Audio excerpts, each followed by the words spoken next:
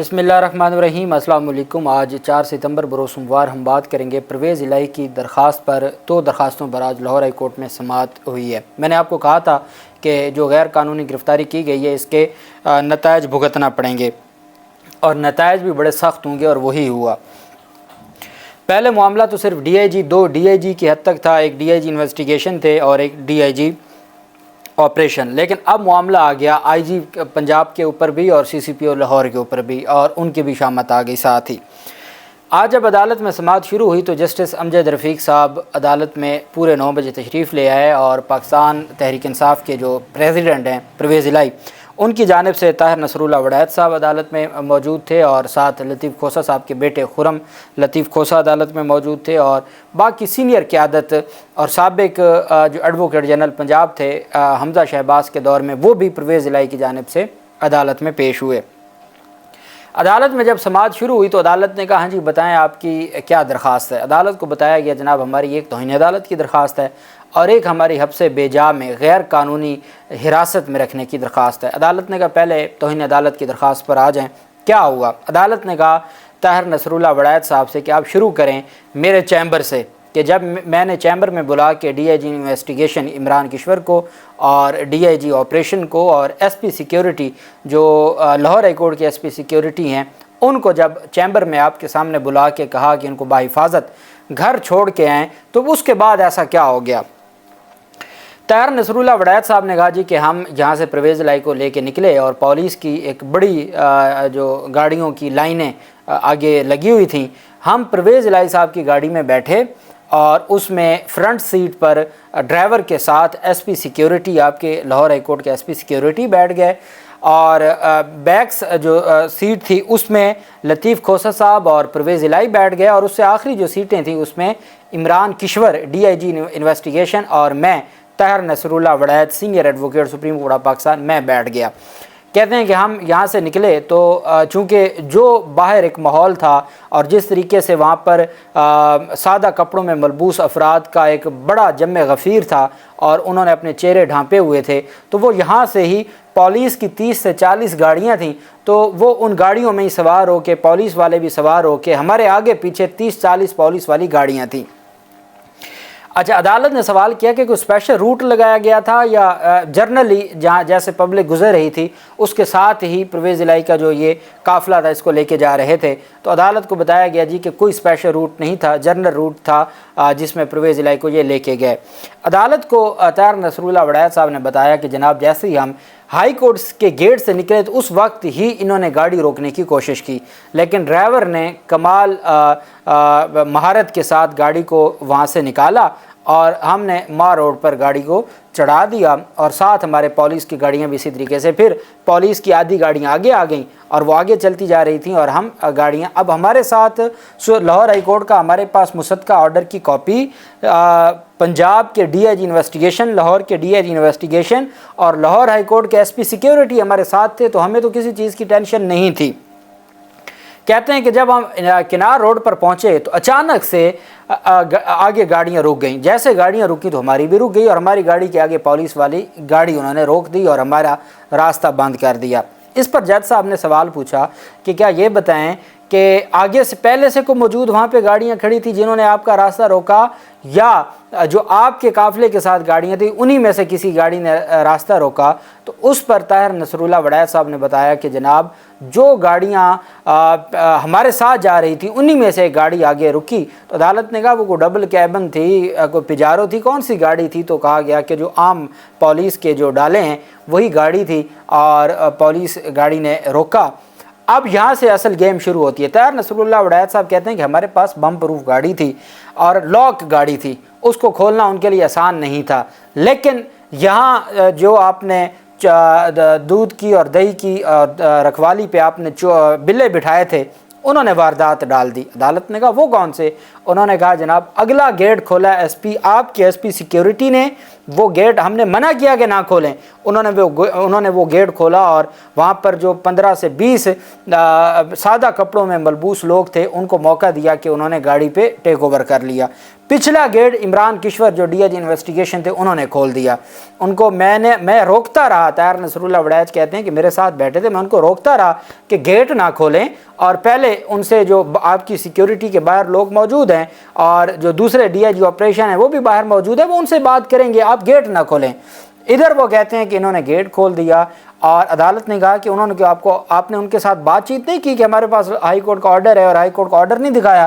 تو انہوں نے کہا جناب انہوں نے تو ہماری بات ہی نہیں سنی۔ طاہر نصر اللہ وڑیچ صاحب نے کہا کہ ان کے پاس کوئی ڈاکومنٹ نہیں تھا، انہوں نے جیسے گیٹ کھلے انہوں نے پہلے بدتمیزی کرتے ہوئے لطیف کھوسا کو دھکے دے کے باہر نکالا، اور اس کے بعد ٹانگوں اور ہاتھوں سے اور بازوؤں سے پکڑ کے اٹھا کے لے گئے۔ 1 منٹ کے اندر انہوں نے یہ واردات ڈالی۔ سادہ کپڑوں میں ملبوس لوگ تھے، چہرے انہوں نے ڈھانپے ہوئے تھے، انہوں نے اٹھایا اور اٹھا کے گاڑی میں انہوں نے بٹھایا اور وہاں سے لے کے غائب ہو گئے۔ ہمارے پاس ڈی آئی جی انویسٹیگیشن تھا، ہم ان سے پوچھ رہے تھے کیا ہوا، وہ کہتے ہیں مجھے خود نہیں پتا۔ ایس پی سیکیورٹی کہتا ہے میں خود نہیں پتا۔ اگر یہ لوگ انوالو نہ ہوتے، عدالت نے یہ سوال کیا کہ ان کے پاس اسلحہ بھی تھا تو ان کی ذمہ داری تھی، انہوں نے کوئی وہاں ایکشن نہ لیا کہ اگر وہ سادہ کپڑوں میں ملبوس بندہ ایک عدالتی ضمانت پر رہا بندے کو اٹھا کے لے جائے، تو انہوں نے کچھ بھی نہیں کیا۔ اس پر انہوں نے کہا جناب انہوں نے تو ان کو سہولت کاری دی ہے اور ان کی سہولت کاری کی وجہ سے ہی وہ گرفتار ہوئے، نہیں تو وہ گرفتار ان کو وہاں سے اٹھا کے لے جانا اتنا آسان نہیں تھا۔ اس پر عدالت کی جانب سے حکم جاری کیا گیا۔ یہ 9:15 ہو گئے تھے، عدالت نے کہا جی کہ 10 بجے ڈی آئی جی انویسٹیگیشن اور D I G operation in کو کہیں کہ وہ ذاتی حیثیت میں عدالت کے سامنے پیش ہوں، اور S P security Lahore high court کے ایس پی سیکیورٹی ان 3 افسران کو عدالت نے کہا، 2 ڈی آئی جیز اور ایک ایس پی کو، کہ وہ 10 بجے پیش ہوں۔ پہلا جو نوٹس تھا 9:15 بجے عدالت نے سماعت کی اور 10 بجے تینوں افسران کو طلب کر لیا۔ جو ہیبیس حبس بیجا کی درخواست تھی وہ ابھی تک فائل کے ساتھ لگی نہیں تھی، تو عدالت نے عدالتی عملے سے کہا کہ آپ وہ فائل بھی 10 بجے پیش کروائیں۔ 10 بج گئے، کوئی نہ آیا، نہ ایس پی ایک ایس پی آئے سیکیورٹی جو تھے لاہور ہائی کورٹ کے، وہ عدالت میں آ گئے۔ اس کے علاوہ جو ڈی آئی جی انویسٹیگیشن اور ڈی آئی جی آپریشن تھے وہ دونوں نہ آئے۔ 10:15 بجے دوبارہ سماعت شروع ہو گئی تو ڈی آئی جی انویسٹیگیشن کے بیاف پر ایک افسر آ کے پیش ہوئے۔ عدالت نے استفسار کیا، عدالت نے آواز لگوائی، جو کیسرا الہی بنام D I G investigation Imran Kishwar, جب یہ کیس کی کیس کال ہوا تو اس پر ایک پولیس افسر تھے وہ عدالت میں پیش ہو گئے۔ انہوں نے کہا جناب کہ میں ڈی آئی جی کے بیاف پر پیش ہونے آیا ہوں۔ ڈی آئی جی انویسٹیگیشن اور ڈی آئی جی آپریشن دونوں افسران کو اسپیشل ڈیوٹی پر بلوچستان بھیج دیا گیا ہے، وہ اس وقت صوبے میں موجود ہی نہیں ہیں، بات ہی ختم۔ وہ اس وقت صوبے میں موجود نہیں ہیں، وہ صوبے سے باہر بلوچستان اسپیشل ڈیوٹی پر گئے ہوئے ہیں، اس وجہ سے مہربانی کر کے آپ ان کو معافی تلافی دے دیں۔ عدالت نے کہا مجھے یہ بتائیں کہ انہوں نے آج پیش ہونا ہے یا نہیں ہونا، بس یہ بتا دیں۔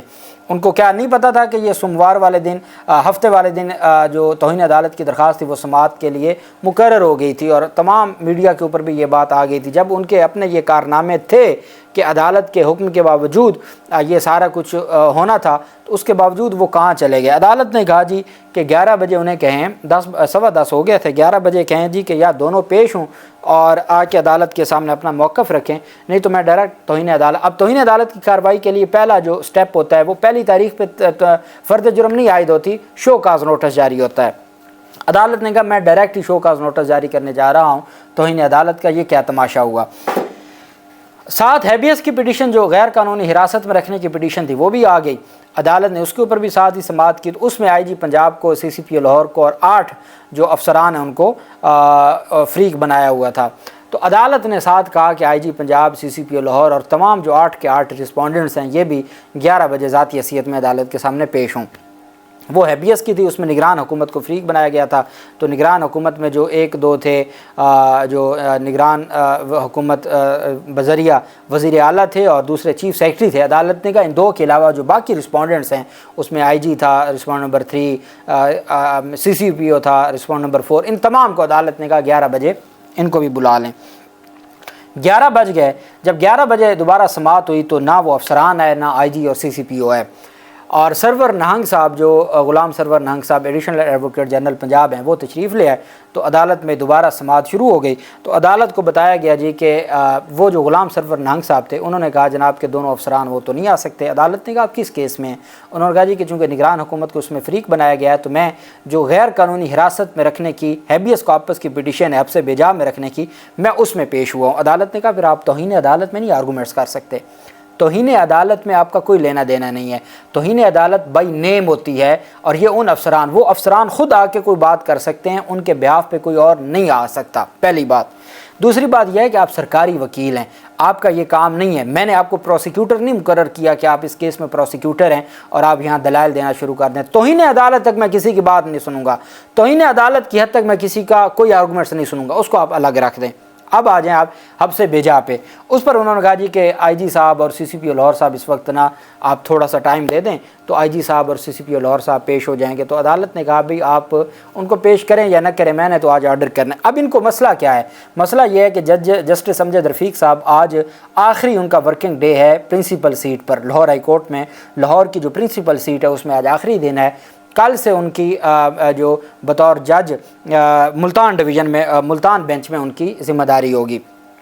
اب ان کو پتہ ہے کہ کسی طریقے سے آج کا دن نکلوانا ہے، آج کا دن نکل گیا تو ہماری جان چھوٹ جائے گی، ہونا ایسا نہیں تھا۔ عدالت نے کہا کہ اچھا اس میں انہوں نے کہا جی غلام سرور نہنگ صاحب نے کہ میں 2-3 آرگومنٹس عدالت کے سامنے رکھنا چاہتا ہوں۔ عدالت نے کہا نہیں کوئی آرگومنٹس آپ کے نہیں سننے۔ انہوں نے کہا جی میں توہین عدالت پہ بتانا چاہتا ہوں، توہین عدالت نہیں بنتی۔ عدالت نے کہا ہو آر یو، آپ کیسے توہین عدالت پر آرگومنٹس کر سکتے ہیں؟ توہین عدالت پہ میں کسی کی نہیں سنوں گا، جو کام ہوا ہے اس کے بعد کسی کی آرگومنٹس یا دلائل کی کوئی ضرورت نہیں ہے۔ عدالت نے کہا میں فائل کو رکھ رہا ہوں، آج ہمارا فرسٹ ورکنگ ڈے ہے، جو نئے سال کا نیا عدالتی سال آج سے شروع ہوا ہے، تو آج ہماری فل کورٹ میٹنگ ہے، میں ان میٹنگ میں جا رہا ہوں، میں فائل کو رکھنے لگا ہوں 2 بجے کے لیے، 2 بجے میں اس کے اوپر آرڈر جاری کروں گا۔ اگر تو 2 بجے تک وہ پیش ہو جاتے ہیں تو ٹھیک ہے، میں ان کو سن لوں گا، ان کو ذاتی حیثیت میں ڈی آئی جی انویسٹیگیشن اور ڈی آئی جی آپریشن۔ اچھا اتنے میں ایس پی سیکیورٹی نے جو لاہور ہائی کورٹ کے ایس پی سیکیورٹی تھے انہوں نے اپنا جواب جمع کروا دیا۔ عدالت نے کہا یہ فائل میں رکھ دیں، اس کو بھی میں دیکھ لیتا ہوں۔ ساتھ عدالت نے کہا کہ وہ ڈی آئی جی انویسٹیگیشن اور ڈی آئی جی آپریشن وہ اگر 2 بجے تک آ جاتے ہیں میں ان کو سن لیتا ہوں اور ان کو سن کے فیصلہ دوں گا، وہ نہیں آئیں گے تو میں پھر جو مناسب آرڈر ہوگا توہین عدالت کی حد تک تو آج میں کارروائی شروع کرنے جا رہا ہوں۔ جو دوسری بات ہے حبس بیجا کی غیر قانونی حراست کی، اس میں آئی جی اور سی سی پی او کو آخری موقع دیا جاتا ہے کہ وہ 2 بجے آ کے پیش ہو جائیں، نہیں تو اس پر بھی میں آرڈر جاری کر دوں گا۔ عدالت نے کہا آرگومنٹس نہیں، نو آرگومنٹس، نو دلائل، کوئی بات میں نے نہیں سننی۔ اچھا اب ان کو یہ لگتا ہے انہوں نے اپنی طرف سے تو بڑی چال چلی ہے کہ بلوچستان بھیج دیا ڈی آئی جیز کو، لیکن امجد رفیق صاحب فوجداری لاء کو سمجھنے والے ہیں، ساری زندگی انہوں نے فوجداری لاء کی وکالت کی اور پھر بطور جج بھی ان کے پاس فوجداری کیسز آتے ہیں، ان کو وہ بہت ٹیکنیکل ہیں۔ انہوں نے آرڈر میں اگر وہ کل چلے بھی جاتے ہیں تو وہ ایسا آرڈر پاس کر کے جائیں گے جس سے ان کو بھلے آگے ڈویژن بینچ میں چلے جائیں یا سپریم کورٹ میں چلے جائیں، جب قاضی فیضیسہ صاحب کی سپریم کورٹ شروع ہو جائے تب بھی یہ اس میں سے نہیں نکل سکیں گے، چونکہ آج عدالت کا موڈ یہ بتا رہا تھا کہ ان کے لیے کوئی معافی نہیں ہے، اور میں نے آپ کو کہا تھا ان کو نتائج بھگتنا پڑ جائیں گے۔ اب دیکھتے ہیں کہ 2 بجے کیا فیصلہ ہوتا ہے۔ میں عدالت کے اندر ہم موجود تھے، پوری جو سماعت کا آنکھوں دیکھا حوال میں نے آپ کے ساتھ شیئر کیا ہے، مزید تفصیلات بھی میں آپ کے ساتھ شیئر کروں گا 2 بجے کے بعد جو سماعت ہوگی۔ اللہ پاک پاکستان کا حامی و ناصر ہو۔ بہت شکریہ، اللہ حافظ، پاکستان زندہ باد۔